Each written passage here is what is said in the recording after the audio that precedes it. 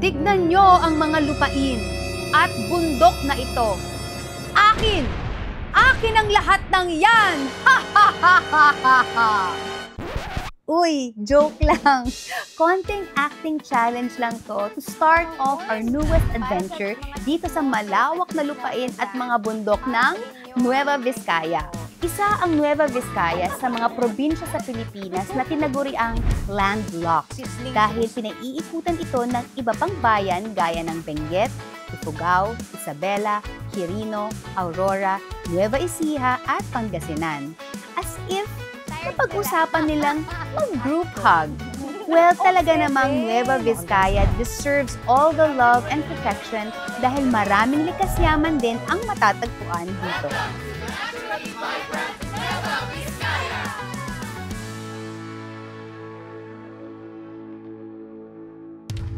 Hello, JSM Travelers! Nako, tamang-tama ang narinig ninyo na marami at mayaman sa likas na yaman ang Nueva Vizcaya.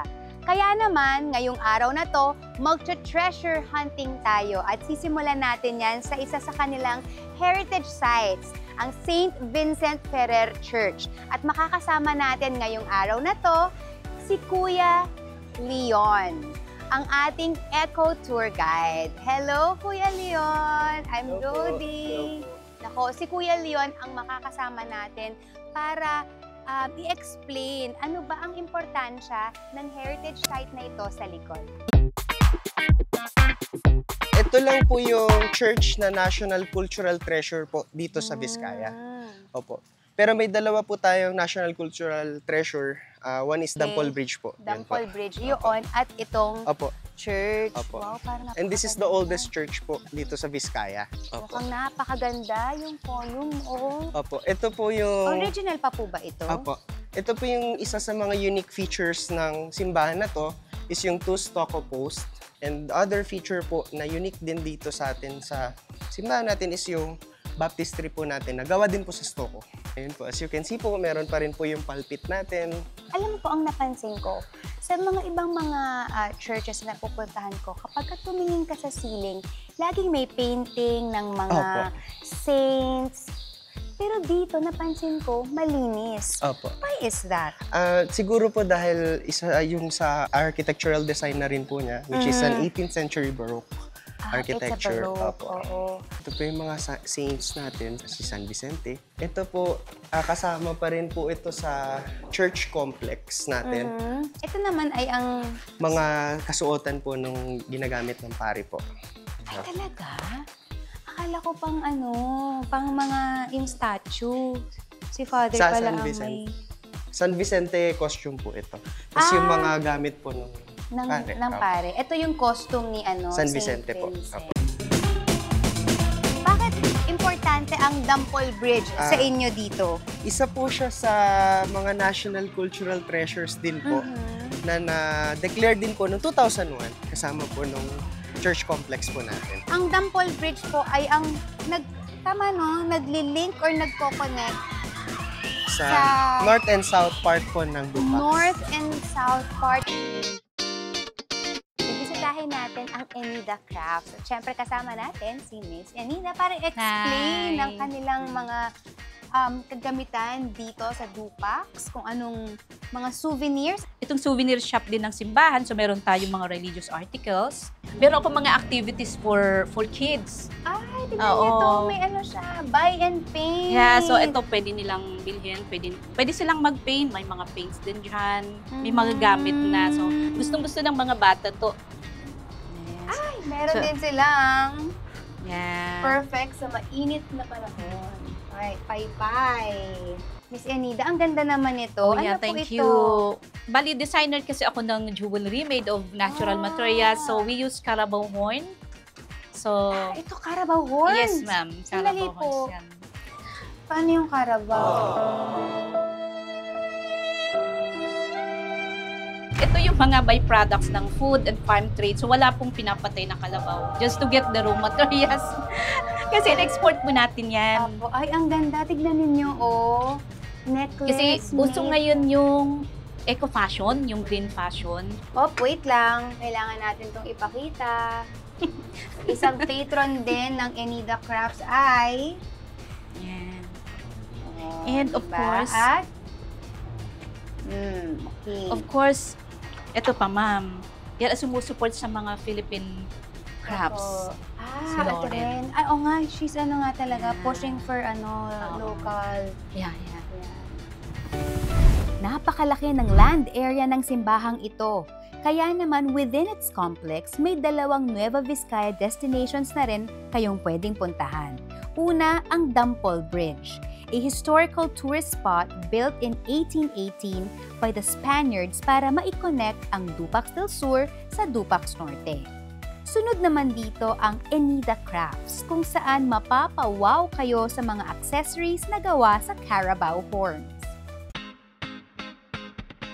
Tired sila. Hello po! Mula sa mga naggagandahang infrastructure dito sa Nueva Vizcaya, hanapin naman natin ang likas yaman galing sa lupa. Kaya sabay-sabay natin yung i-unearth dito sa Bumolo Integrated Farms. At makakasama natin ngayon si Miss Juliet. Hi, ma'am! Hello, Miss Jody. Kamusta po kayo? Mabuti naman po. Ma'am, can you tell us more about Bumolo Integrated Farms? Ano po bang meron dito? Dito ma'am, dito sa farm namin, we have the coffee farm. Ang coffee farm namin, meron kami dalawang klase. We have the Arabica and the Robusta. Gano'n na po katagal itong farm na to? We started 2015. Apo. Kaya lang, nung 2019, naggawa kami ng association ng coffee farmers. Oh, association. We have an association, Cebu Coffee Growers Association. Okay. We have 300 na members. Yung kape nyo po ba, meron po kayong Arabica and meron po kayong Robusta. Is it the same compared to the other provinces po? Or meron pong special sa beans po ninyo na nanggagaling dito sa Nueva Vizcaya? So yung ano naman, nung mga kinap naman nila yung mga, nung pinataste namin yung mga ano, meron silang, yung flavor kasi nakikita nila sa amin usually yung mga ano, yung sa citrusy yung ano, yung flavor. Citrusy. Saka yung wild berries. So, na-affect po nun yung taste po na napoproduce ng coffee. Tama po ba? Siguro. Hindi namin ba ano, pero probably kasi ang coffee kasi nag-absorb din kasi ng mga ano ng mga flavor. May sorting. Dito ang sorting. After na million, ito na Okay, magiging so dito po yan ganun. nagsimula tayo kanina. So, na Mamimil na siya. dry. Mamimil siya. After po dito, After dito po, pag na-sort kasi, ang ano kasi namin talaga, sinosort namin. so after po dito, once na ma-sort na po ng ating mga ladies, Yes. ang beans po, ano po ang next na proseso, Sa ma'am? roasting na po, ma'am. Roasting. Nasa roasting na po tayo. Apo. So, yeah. Ang bango. May popcorn. So, we have, may dalawa kaming roaster. Ito ay drum type, yung conventional roaster for the Okay. coffees. And then we have the air roaster. So, yan yung mas ginagamit namin. Air roaster. Roaster. What is Yeah. an air roaster? Sorry, first So- time ko siya narinig. No, it's okay. Air roaster, so yung coffee beans nagpo-float sa loob ng drum. Which is, sa conventional roaster, umiikot siya. Ito, parang ganito. Ito, cooling bean na to. So, cooling. ito yung drum niya, umiikot. Yes. Ito, tagpo-float. Yung yung air roaster, may blower sa ilalim. So, umaangat yung coffee. So, ang nag-roast sa kanya is yung mainit Hot na air. hangin. Mainit na hangin. Yes. Parang air fryer. Ganon. Parang air fryer, actually. Then, tapos, after ma-process dito, magpapak. Ayan.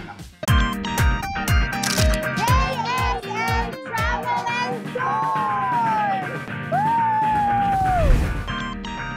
Dito sa Nueva Vizcaya, ang pangunahing hanap buhay ay agrikultura o pagsasaka.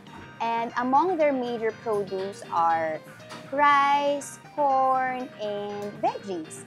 Pero alam nyo ba na hitik din sila dito sa citrus fruits tulad ng pomelo, pongkan, at orange?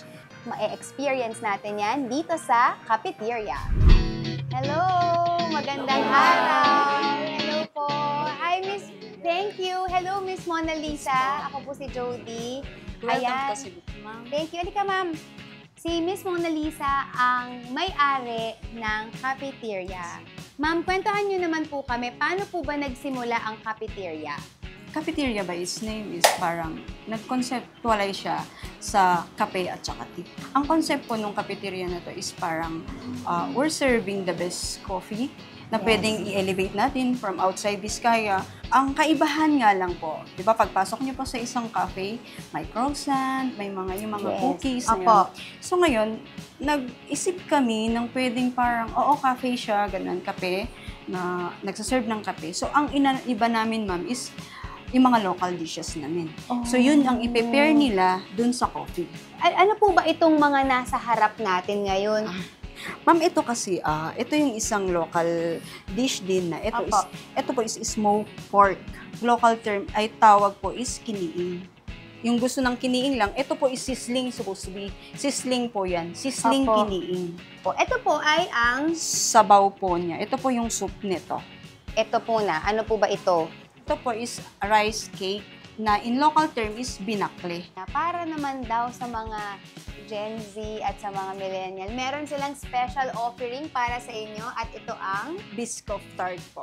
Ma'am, ito po yung kiniing pasta. Oh, Yes, ito po. Tsaka na ginawa niyong pasta. Yes po. Okay, perfect. Pero masarap siya together with the orange sauce. Nag-aagaw yung tamis, yung icing.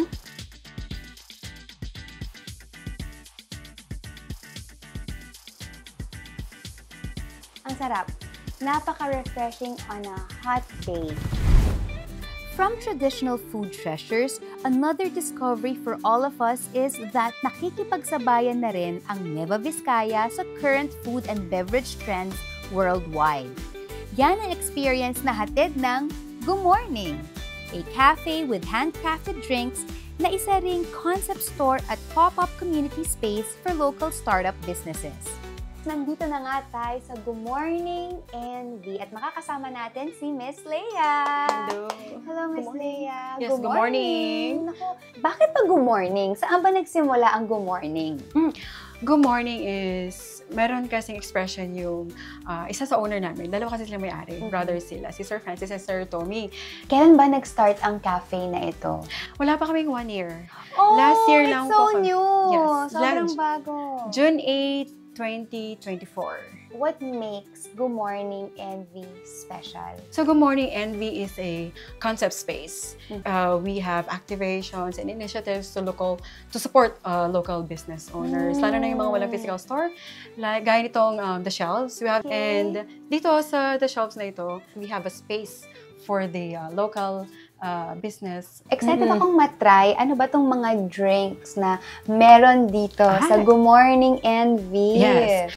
Eto na.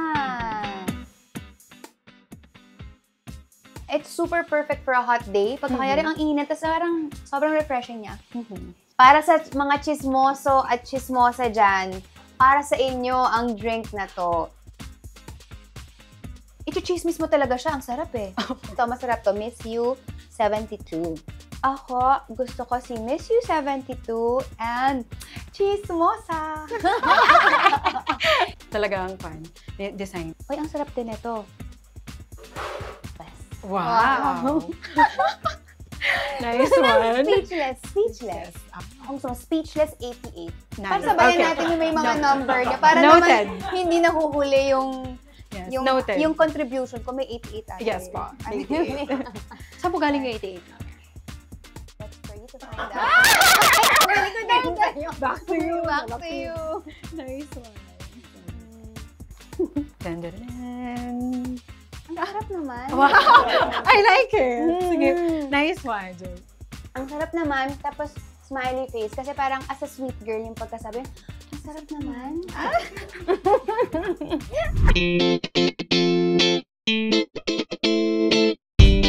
JSM Travel and Tours! Isa na namang likas yaman ang magkukwento sa atin ng kultura at pagkamalikhain ng mga taga Nueva Vizcaya. Nandito tayo ngayon sa Barangay Kapisaan kung saan makikita natin ang traditional loom weaving practice ng Munabal Weavers. Kasama natin ngayon si Miss Edita. Siya ang weaving leader dito sa Munabol Weaving Center. Welcome here inside. The association was started 2016. 2016, So we have an basic training and we have also advanced training for the 2017. Equipments was given by the Department of Trade and Industry. DTI. Yes, and with the Department of Labor and Employment. So they provide this machine. So this our product. Ayan. Tignan So natin we have ang so mga different produkto. design. Many different designs, many different products. And Mm. most of them are for sale. Yes. So meron sila kung makikita ninyo na Yes. ang ganda, hindi ba? Itong design po na ito ay saan po galing, Ito po, ma'am? Ito po, this is our trademark. It is Trademark. citrus design. Okay. Oh, this is the trademark of Kasibu design. And then, ma'am, saan niyo po kinukuha ang inyong mga raw materials para po Ah. makagawa ng napakagagandang mga patterns po? We bought it in Baguio. Ko, ma'am, pwede po bang kumbaga, matry yung weaving kahit sa mga beginners na kagaya ko na hindi talaga marunong sa pag-weave ng ganito? Yes. Diretso pa po? Handa na po ba kayo masira yung design? Okay lang, ma'am. Lakasan mo yung pagbibit. Ayan. Then, 1, 2. 1, 2 ulit. Lalapit ako. Kumanda kayo. Sandali.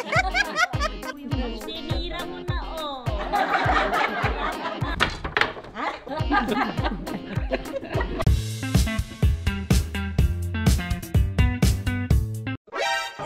Pwedeng pang sauna. Mga kababayan.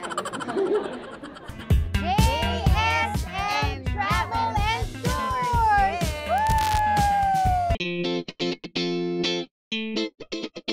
Pagkatapos ng one-to-sawang activities na ginawa natin dito, syempre magre-recharge at magre-refresh muna tayo dito sa treasured waters ng Edralin Falls.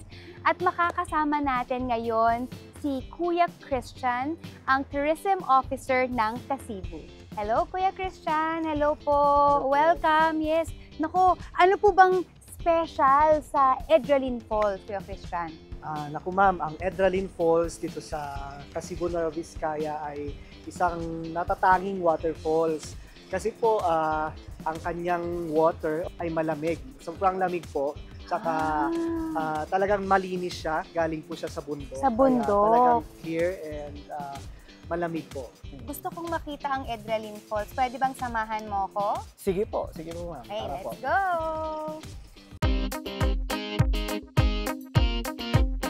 Ayun siya. Dito po yung first level. So may higher levels pa po siya. Oo. So actually, this is 7-layer waterfalls. Oh, Yes 7! po, hanggang sa taas. Wow. Actually, ma'am, we have a lot of activities. So, first dyan, of course, yung swimming natin. So, mag-enjoy talaga sila sa swimming. Kasi nga, yun, during summer, talagang ito yung pangtanggal init nila. Yes, opo. Kasi malamig nga yung tubig. Then, of course, sightseeing, ma'am, picnic. Opo. Pag nature trip, nako, dito kayo pumunta sa Edralin Falls. Nakakatuwa, ang ganda ng mga puno, yung sound ng waterfalls. Para siyang nakakakalma talaga.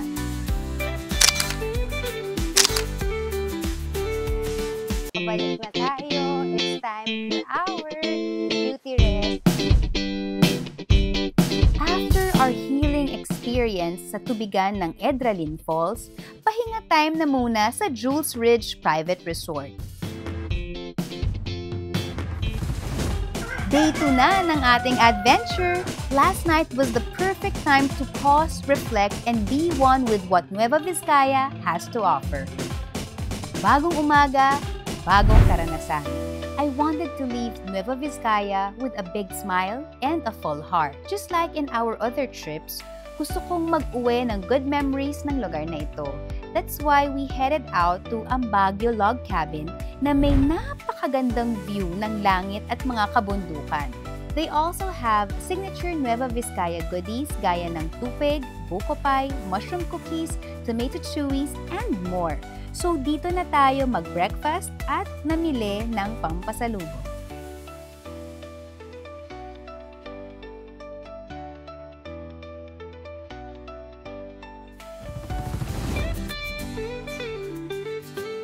Nandito tayo ngayon sa Nueva Vizcaya Provincial Jail para bisitahin at pakasalumuha ang ating PDLs or Persons Deprived of Liberty.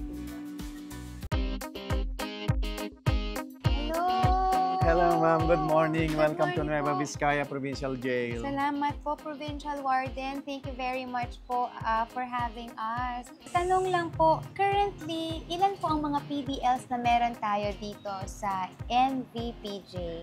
Yes ma'am, as of now we have 58 PDLs in-house. Apo. So we have also here CICLs, the Children in Conflict with the Law.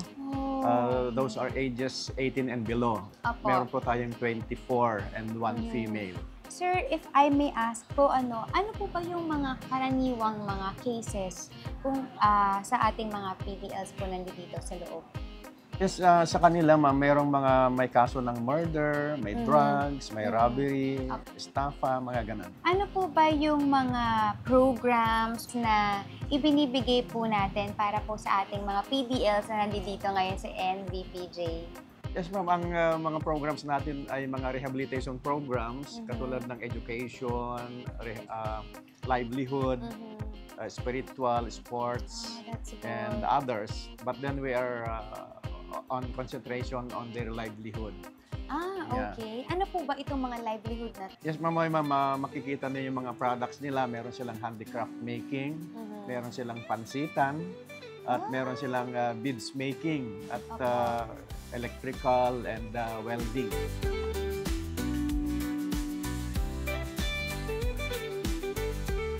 Kasama natin ngayon si Nanay Evelyn. Ayun. Nay, pwede mo ba kaming kwentuhan ng kahit kaunti lang po ng bakit po kayo nandito ngayon? Napasama po ako sa isang company in which yung kumpanya na yun ay nagkaroon ng problema and we have our clientele here. Kaya yung mga kliyente po namin, actually it is a scam. Kabilang po ako sa isang company na nagkaroon ng scheme tapos nagkaroon po ng scam. And then, napasama po ako doon kasi I am one of the agent of the company. Actually po, when it comes to the investment po kasi yun, ma'am. Nakapag-invest po kami ng almost 3 million. And ayun po, may mga kliyente po din po kami na nag-invest. Kaya po, nung hindi na kami nakakapagbigay ng profit ng investment nila, doon na po nila kami dinemanda and they included me with the incorporators. Kaya po ako napailan ng case na syndicated estafa actually. How long have you been here po inside the NVPJ po? Actually, ma'am, 6 months na po ako dito. Ongoing po yung hearing ng kaso ko. But unfortunately, with my co-agents po, ako lang po yung nag-iin sa kaso. If there's one thing po, Nanay Evelyn, na pinagdarasal niyo po ngayon as we speak, ano po yun? Kung may bagay po kayo pinagdarasal sa Diyos? Actually, ma'am, marami po. Napakarami po. Ang priority ko po kasi is my family. That's my number 1 prayer to God. Na sana huwag niyong pababayaan yung pamilya ko while I'm still here in jail. And of course, ma'am, I want na at least kahit papano mahuli na sila, yung mga incorporators, and so that they can settle everything kung may pan-settle pa sila. And I'm still hoping and praying naman, ma'am, na mag-settle sila. And sabi nga ni Judge, if ever na mahuli sila. At this point po in your life, what keeps you going? Saan niyo na lang po kinukuha yung lakas po ninyo? Of course, Ma'am Jody, kay Lord. Number 1 yan. Actually, to tell you honestly, hindi ganun ka-firm yung faith ko. But when I came here, lakasan yung loob ko. Kailangan kong harapin kung ano man itong pagsubok na to. Sa lahat po ng ordeal na nangyaring to, ano po yung biggest lesson na natutunan po ninyo, Nanay Evelyn? Ma'am, we should be contented and satisfied with our life. Kasi napabilang ako sa ganitong kaso because nangarap pa ako ng mas magandang buhay para sa mga anak ko. Kaya ako nandito, ma'am, kasi kumbaga nag-focus ako sa pag-earn ng money para lang mabigay yung not just the needs of my family but their wants. Kaya be contented and satisfied of what you have at the moment.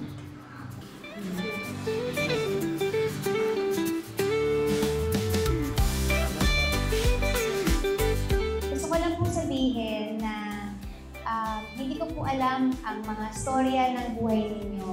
Pero para sa akin, bawat buhay ay may halaga at karapat-dapat po nabigyan ng pagmamahal at ng respeto. If there's one thing na hindi dapat mawawala sa atin ay yung pag-asa. Sa totoo lang, nandito po kami dahil gusto namin makasama kayo, makapag-spend ng kahit kaunting oras kasama ninyo. At hindi lang yun, dahil mayroon po kaming munting regalo para po sa ating mga PTLs po na sana ay kahit papano magamit po ninyo sa inyong kabuhayan.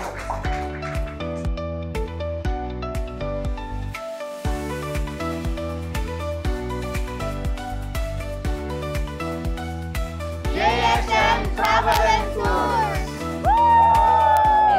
Nueva Vizcaya is usually not on our list when it comes to travel destinations in the Philippines. But today, napatunayan natin na maraming yaman ang pwedeng madiscover dito. So let's share this national treasure to the world. Guys, nag-enjoy ba kayo sa ating Nueva Vizcaya vacay? Share your thoughts, like, share, and comment on this video. Follow the JSM channel on YouTube and see you next week. Dahil booked and blessed na naman tayo dito lang sa JSM Travel and Tours. Sir Sam,